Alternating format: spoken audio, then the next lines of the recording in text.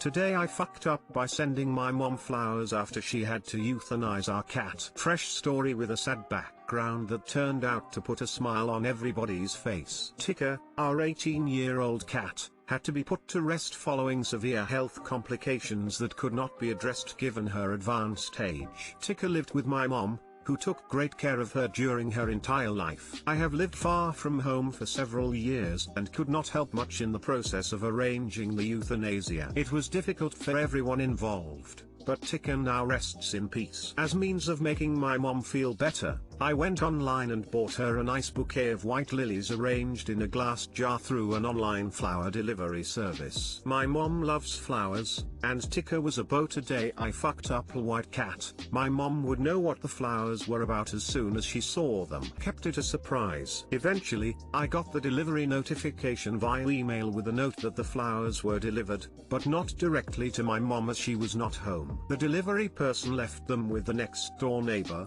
which is common practice.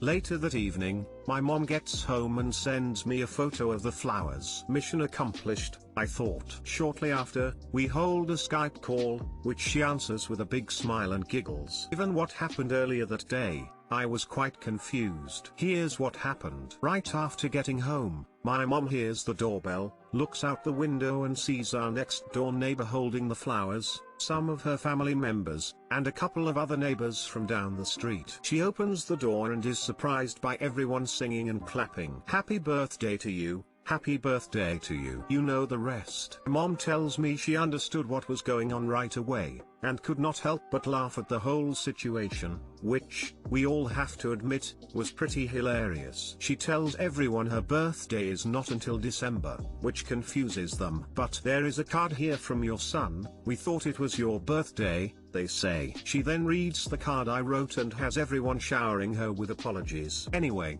my mom made sure to make everyone feel comfortable about the happy confusion. I can't help but feel a little responsible. Having everyone find a reason to laugh about it made a day that started quite bad end much better. Rest in peace, Tika. You will be missed. Too long didn't read. I sent my mom flowers after she had to arrange our cat to be euthanized. The flowers were delivered to a neighbor, who set up a small birthday party when delivering the flowers to my mom after she got home. This is the best, most wholesome TIFU I've ever read. Thank you, and I'm sorry for your loss of a loved family member. Sounds like your neighbors fucked up by assuming that the only reason to send a card and flowers is for a birthday. Especially white lilies, which are traditional flowers for funerals. Well, it wasn't a catastrophe, it was a little fail. Also, I am very sorry about your cat. Catastrophe really? FYI, in case there's any future kitties, lilies are highly toxic to cats. Was just about to say this. Be super careful about sending lilies to someone who's just experienced a loss. If they have a cat, they could end up with 2 losses. How nice for your mom to know the neighbors value her enough to put on an impromptu birthday celebration. Sorry about the kitty.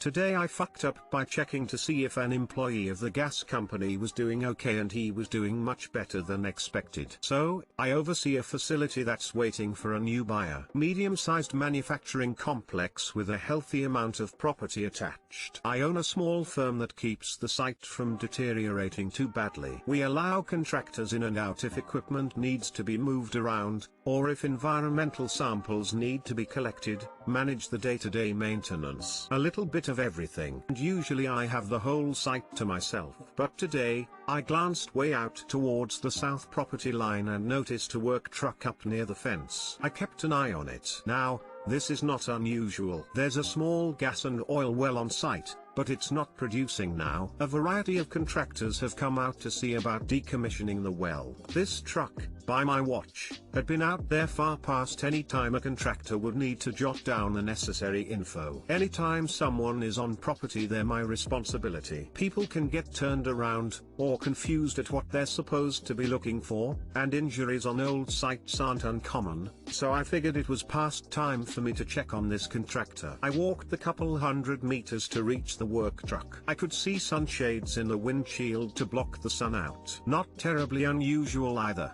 if they have to write something up on a laptop and are fighting the glare. But it doesn't appear, through the driver's side window, that anyone's inside. Now I have learned through several years of experience, it's easy to accidentally sneak up on someone and scare them. I never particularly enjoyed being surprised like that, so I do my best to drag my feet, cough, whistle, anything to alert someone they're being approached. But there's no response. I keep making noise to hopefully signal someone to my presence, and also to alert any snakes. The last gas and oil man who came out nearly had a heart attack over a snake. Since I still haven't found anyone, and I'm starting to get a little worried that nobody's answered me, I wade through the bushes to get to the back of the truck. It's got a double set of doors on the back, and an enclosed truck bed with a cap. Basically the back of the truck is a small mobile office and workspace with doors off the rear. One of those doors was slightly ajar. I don't know what made my mind immediately leap to someone inside being overdosed or unconscious, hurt or dead. But that's where it went. So I knock on the side of the vehicle and get ready to witness whatever scene of human tragedy was inside, while also opening the door. There was an immediate clamor. The first thing I saw was a pale pink object in some sort of cylindrical black tube, rolling across the floor. The pink end looked sort of fleshy, and it had a unique and familiar shape to it, though one not normally seen in broad daylight in a maintenance vehicle. The individual inside was doing his level best to reorient his genes to a higher altitude, while also quickly standing up from his previous compromised position, while also swiping any evidence and accoutrements of his in flagrante delicto solo off the small workbench, removing his earbuds, and returning the images on his screen to something more universally acceptable, and appear completely calm and, forgive me,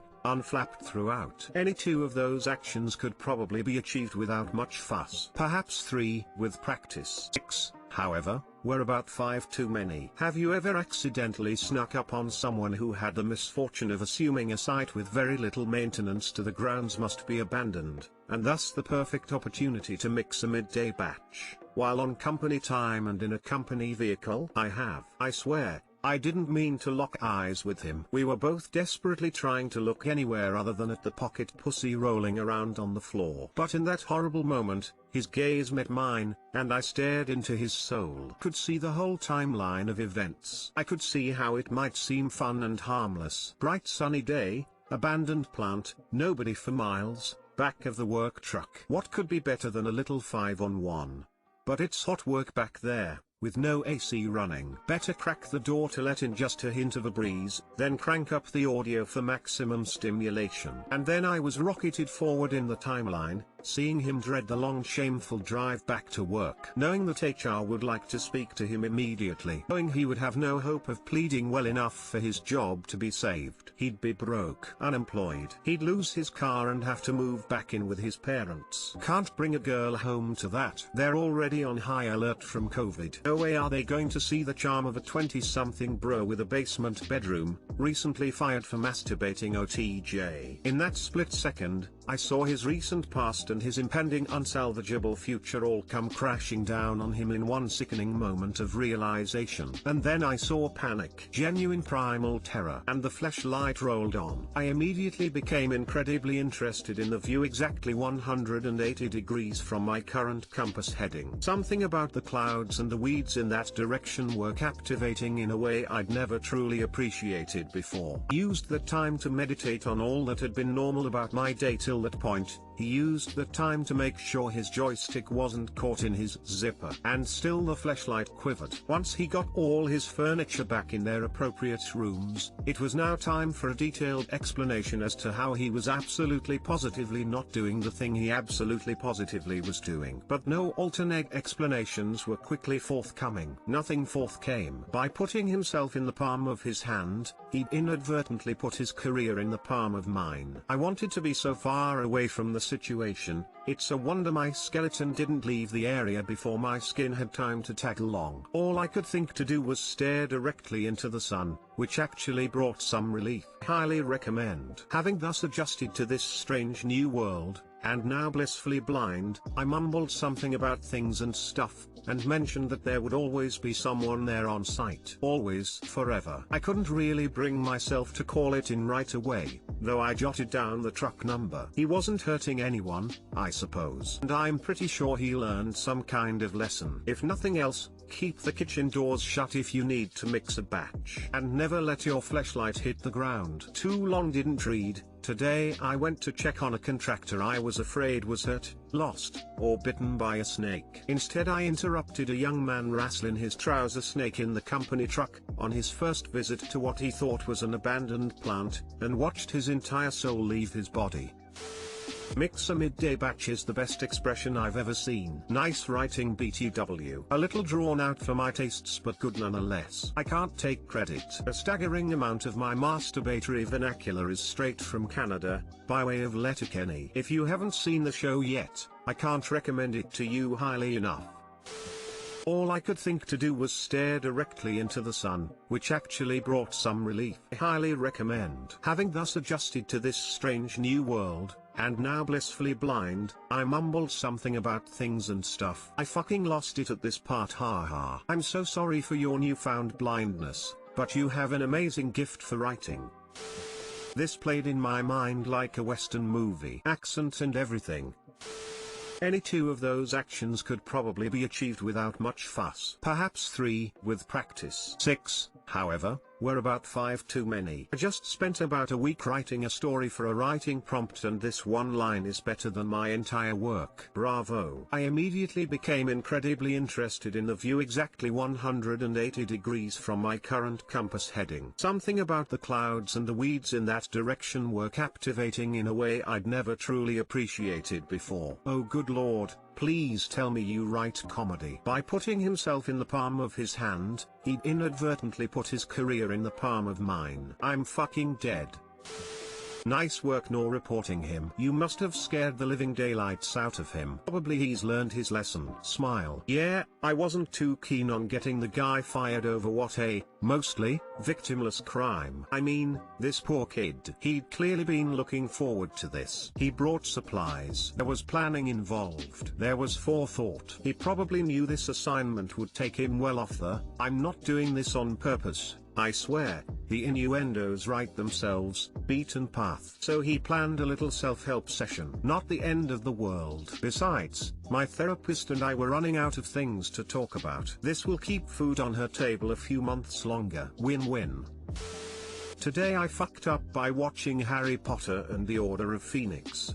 Obligatory didn't happen today, it was a few months back. So I was watching the movie with someone who had recently been diagnosed with schizophrenia and had started meds recently then, so the delusions and hallucinations weren't really that down, but they were bored and had never watched HP, so I thought why not. After the first 4 movies they were excited to watch the 5th one, and I can't believe that I forgot the whole occlumency thing. So basically the scene where Snape was trying to teach Harry how to stop someone from breaking into his mind. And then I see the person beside me basically freeze and go really quiet. It took over 2 days to get them to talk to me about it and make them realize it was just the movie, because that was definitely a trigger for them. I have never felt so guilty in life. Thank God they agreed after a few days and said I know they can't read my mind here. I'm safe here. Here being our home. Good news, they are doing a lot better, fingers crossed. TLDR, watched Order of Phoenix with someone who has schizophrenia and it triggered their delusions. I read the title and initially thought it was a repost because someone else posted today with exact the same title. I just saw it. Coincidence? I think not. Must be magic. Well, that's interesting, and now I know that. I have schizophrenia and I struggle with being triggered by movies and TV as well. For instance, The Truman Show freaked me out, ended up having to be hospitalized. Tell your friend about this website called Does the Dog Die? It has helped me so much know about whether some of my triggers are in movies. I'm not schizophrenic, but I watched The Truman Show as a kid and it totally freaked me out too. Not to the extent it did you ovs, but I was convinced for days that it was possible and terrified that it could be happening to me. Oof, that's rough. Glad they are doing better now. It would be difficult to screen all of the plot though to figure out where the triggers are though. It's hard to feel bad if they were enjoying it at first. That said, I've never experienced this sense of thought broadcasting / extraction and it must be terrifying. I don't think you should be so hard on yourself. At least you stuck around, given I think a lot of people would probably not know how to handle living around someone experiencing that at all. It is the hallucinations, the delusions, all of it. Watching someone you love go through it is just, there are no words to describe it. But yeah, they are doing a lot better. Thank you.